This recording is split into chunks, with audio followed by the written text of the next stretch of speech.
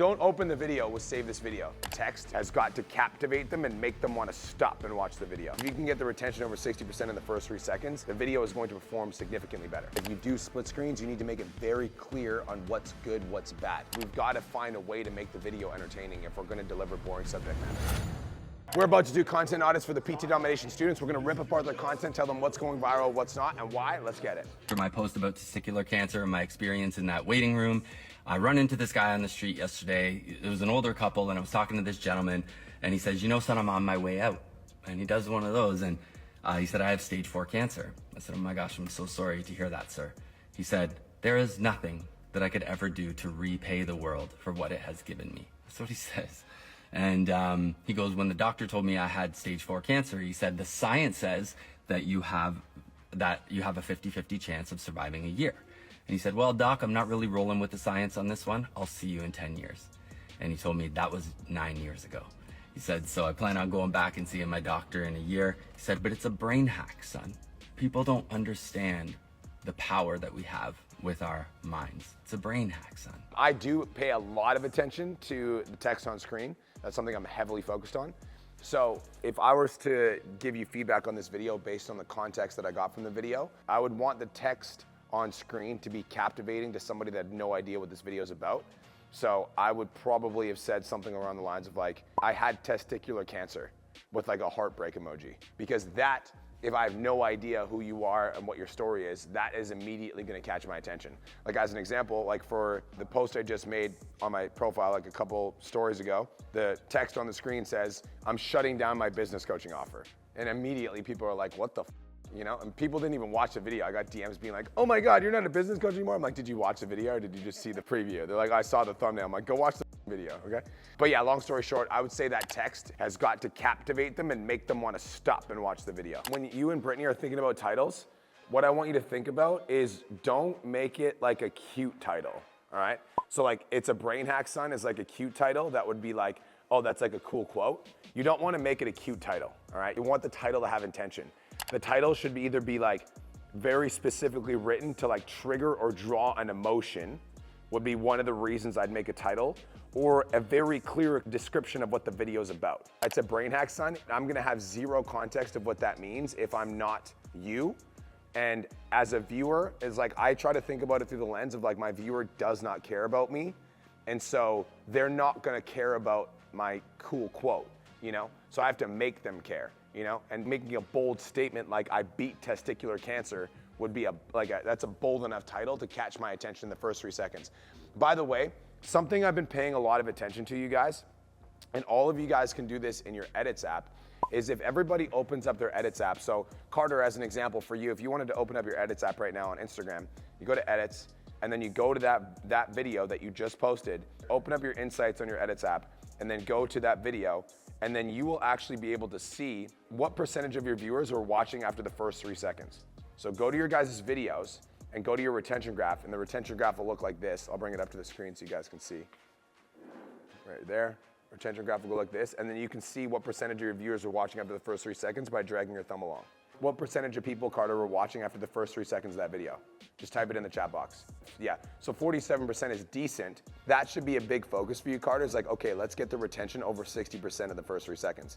Because if you can get the retention over 60% in the first 3 seconds, the video is going to perform significantly better. So focus more attention on what percentage of your viewers are watching your videos after the first 3 seconds. If you're getting a significant drop off a cliff, that is why your videos are not performing well. You need to focus more attention and energy on captivating their attention in the first 3 seconds of that piece of content. If I'm watching this, Carter, it's not clear what's great, what's bad. So like, if you guys are gonna do split screens like this, Carter, like I do split screens and I think they're a format that f***ing crushes. But if you do split screens, you need to make it very clear on what's good, what's bad. You know, so you're showing a good, bad example here. Yeah, it's not super clear. So like the way that you'd make it really clear, Carter, is like a red X on the top of the bad guy and a green check mark on the top of the good guy. Okay, I want you guys to look at this split screen, okay? There's a smart guy and there's a dumbass. So it's very clear who's who. The second thing I want you guys to pay attention to with the split screens is notice how simple the background is. This was something that absolutely skyrocketed our split screen views. Like we were doing split screens and we were like, what the f going on? So like, again, I'm very obsessed with social media. So when I compared my split screens versus somebody that was viral with like literally almost the same subject matter, I noticed that their background was simple and clean. There was nothing to get distracted on. And when there's a lot of stuff that you can get distracted on with the background and it's hard to watch for the viewer, they're not gonna be able to consume the message of the content. So the background is really simple. Another thing I want you guys to pay attention to is how clean the titles are. It's very simple and very easy to understand what the video is about based on the titles. Very simple, very easy to understand. And like somebody just dropped a comment, crazy how simple things can make such a big difference. Dude, it makes a big difference. Like we noticed that like the way that we do these titles on the screen right here, this is my favorite way to do titles for split screens. This format for when we do this is huge. We also noticed, and this is something that's crazy, we noticed that if we do shoots where you can clearly see my full body in the split screen versus shoots where it's closer up, usually the videos, and like 80% of the time, the videos where you can see my entire body, as in you can see my shoes, my pants, everything, usually those videos are the ones that perform better when you can see the whole body versus like it's just half the body. So like these are the little details that you need to pay attention to. And like this video, this is the 5th time I've posted this video. It's over 100,000 again. The first time I got 1 million views, the second time I got 700,000 views, third time I got like 300,000 views. I don't know what the 4th time got, but this time it's already at 3,000 likes right now. So, all right, let's do one more from Carter and then we'll pick a couple more. Okay, again, good concept. Love the concept, great concept, but I don't know which one's good, which one's bad, right? So if it was, Brittany, as an example, you're editing this video, you do a green check mark next to the U, and then a red X next to the bad U. I also think that like the color of the blanket needs to be different because then it's like, it's very clear who's good, who's bad. Another thing you could do to add more context to this, Britt, would be 6 a.m. At like 6 a.m., like the alarm clock goes off 6 a.m., and then this says 8 a.m., 8 a.m., you know? So it's like very clear what it is. Keep going. Different color shirt again. Yeah, again. What time is it? Different color shirt again, I think. Different color shirt again. What time is it?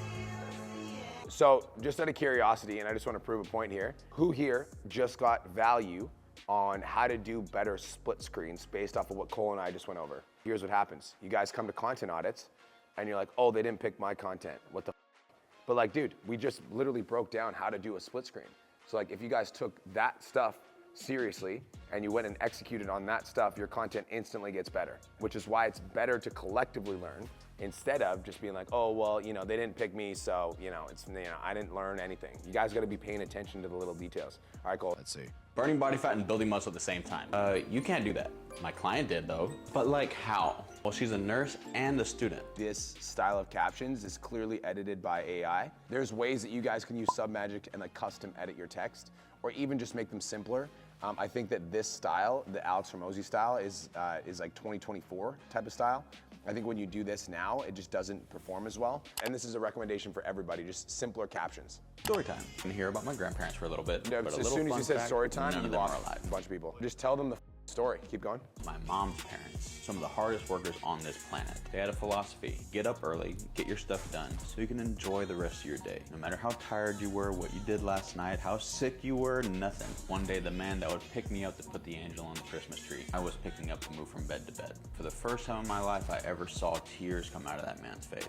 He was sad because he couldn't do what he wanted to anymore, which was take care of everything for all of us. It wasn't even in his control. He had Alzheimer's, but to his dying breath, that man didn't stop working.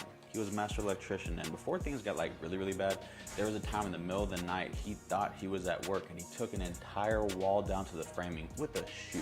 Grandma and Grandpa were always so busy, always working, always doing something. Then they couldn't do stuff, and it wasn't even their choice. And all of us are gonna be that age at some point, God willing. All the things that we do have the control of, we do have the choice right now. But there will be a day where you can't. So while you and I have the choice, why are the excuses even an option? I think another potential opening for that video is something along the lines of, for the first time ever, I saw my grandpa cry and he had tears in his eyes because he was on his deathbed and he couldn't do the things that he loved anymore. And then it goes into the story about Alzheimer's. So for the first time ever, I saw my grandfather cry, and it was because he was on his deathbed and he realized that he couldn't do the things that he loved anymore, which was taking care of us. Boris, I want you to do that video again. I want you to do that video again, like same video, and like you've got 2 different versions of it. It's about testing. You guys gotta get a bunch of different ideas and then test them out.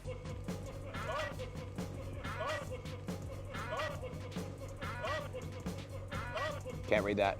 This is technically connection content, right? It's you jacked in the gym, which I get, but it's also like when I'm creating connection content, I also want to kind of filter it through the lens of like who is going to be consuming this piece of connection content, you know?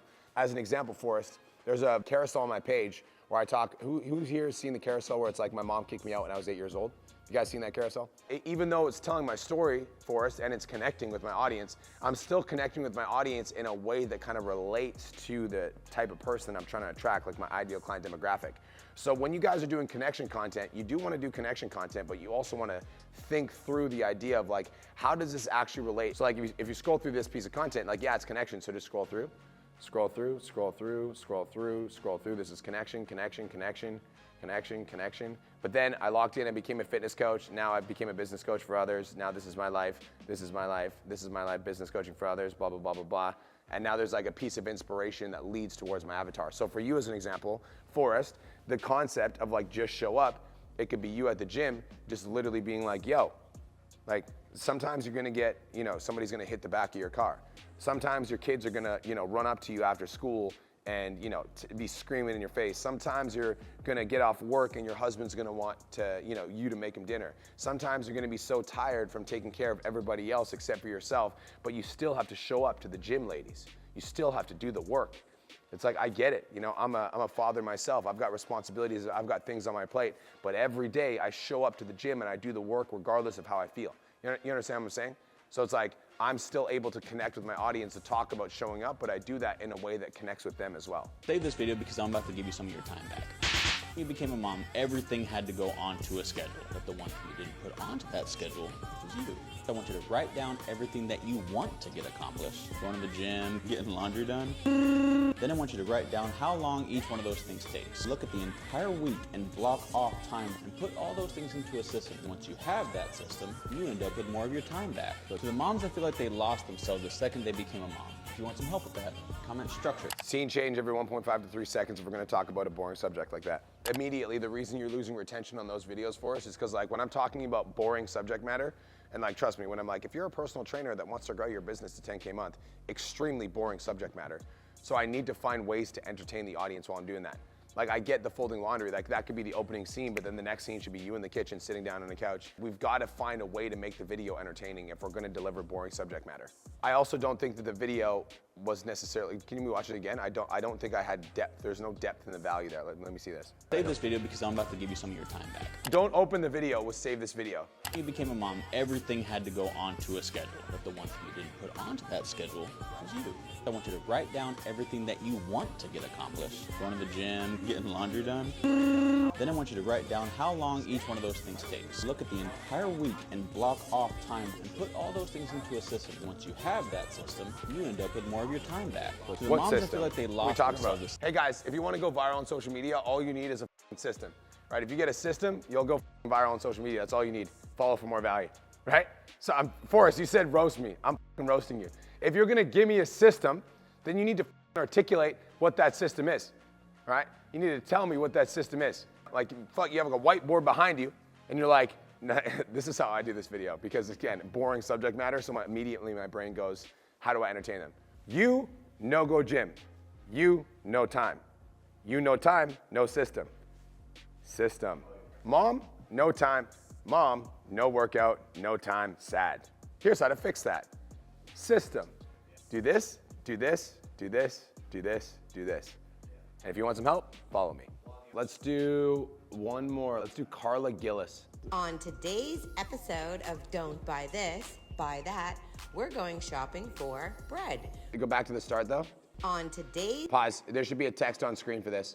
Don't buy this, buy that, grocery store edition. If somebody's scrolling through the news feed, number one, they're not gonna read all of the font on that text. So the way that I do this, Carla, and this is for all of you guys, text on screen, Carla, in big letters that's easy to read for the first 3 seconds, and don't have the captions on the videos, and then have the captions start after the text on screen, so that as people are scrolling through the newsfeed, they instantly get context on whether or not they're interested, and then they'll decide whether or not to watch.